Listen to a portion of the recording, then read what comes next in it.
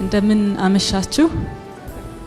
በመጀመሪያ አሸናፊዎች እንኳን ደስ ያላችሁ። ለኔ ያለም ወርቅ ብቻ አይደለችም ያሸነፈችው።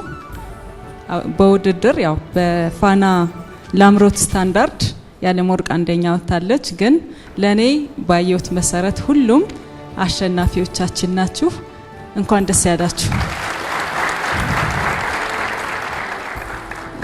እኔ ማመስገን የምፈልገው በመጀመሪያ የፋና ብሮድካስት ድርጅትን፣ አንደኛ፣ ሁለተኛ ዳኞቻችንን፣ ሶስተኛ እናንተን ብቻ ሳይሆን ከመጀመሪያ ጀምሮ ውድድር ያደረጉትን ሙዚቀኞች፣ አጠቃላይ እናንተንም ያጀቡ የሙዚቃ መሳሪያ ተጫዋቾቹን በትግስት አንድ አመት ሙሉ ይህን ሁሉ ስራ ሰርታችሁ ትልቅ ትግስት ይፈልጋል፣ ትልቅ ትኩረት፣ እውቀትም ጉልበትም ይፈልጋልና ይሄንን በትግስት እዚህ ደረጃ ላይ ስላደረሳችሁ እናንተን በጣም በባህል ኪነጥበብና ቱሪዝም ቢሮ እንዲሁም በራሴ ስም እጅግ አድርጌ ላመሰግናችሁ እወዳለሁ።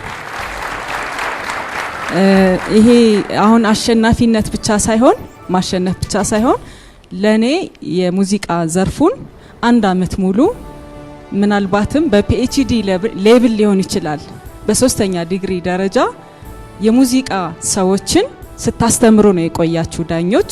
ፋና ብሮድካስትም ይሄንን ፕላትፎርም በመዘርጋት ይሄ እውቀት ለባለሙያው እንዲሁም ደግሞ ተሰጥኦ ላላቸው የሀገራችን ልጆች ወጣቶች አስተምራቸዋልና ትልቅ ዩኒቨርሲቲ ነው የገነባችሁት። በነገራችን ላይ ተቋም ሳትገነቡ ግን በፋና ብሮድካስት ትልቅ ዩኒቨርሲቲ ውስጥ የማናገኘውን እውቀት ክህሎት አስተምራቸዋል ዳኞቻችን። ልጆቻችንም ተምረዋል።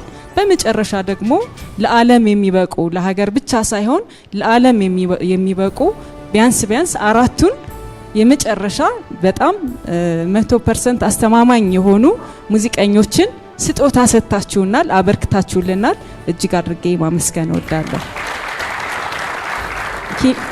ኪነጥበብን እንደሚመራ መሪ ለኛ ትልቅ ስራ ነው የሰራችሁትና እኛ ምን ሸልመው እናንተን ነው፣ ዳኞችንና ፋና ብሮድካስትን እና ሽልማታችን ቃል ብቻ አይሆንም፣ አብረናችሁ እንሰራለን። ትልቅ ስራ ነው። እናመሰግናለን። ልጆቻችን አራታችሁ ሰላምን ዘፍናቸዋል። ያሸነፈው አሉላ ነው። ለሰላም ግን ሰላምን ለመዘመር አሉላ ብቻ በቂ ስላልሆነ በአራቱ አቅጣጫ ይሄንን የሰላም ዘፈናችሁን ይዛችሁ በአራቱም የኢትዮጵያ አቅጣጫ ሄዳችሁ በራችሁ ሌሎችንም ይዛችሁ ሰላምን እንድትዘምሩ አደራላለሁ። ይሄን ስታደርጉ እኛ ከጎናችሁ ነን። አመሰግናለሁ።